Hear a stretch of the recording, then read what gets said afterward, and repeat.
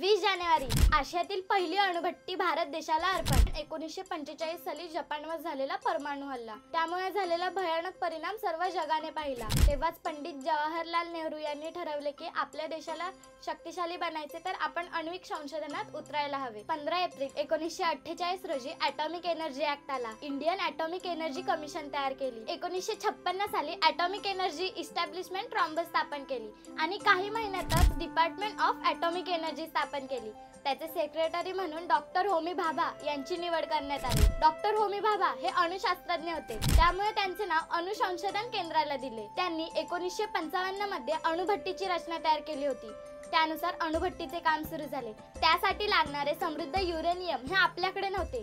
United kingdom यांनी uranium पुरवले व त्यांच्या मदतीने अणुभट्टी बांधली। या अणुभट्टीचे नाव हे भारताचे पंतप्रधान पंडित जवाहरलाल नेहरू यांनी अप्सरा ठेवले।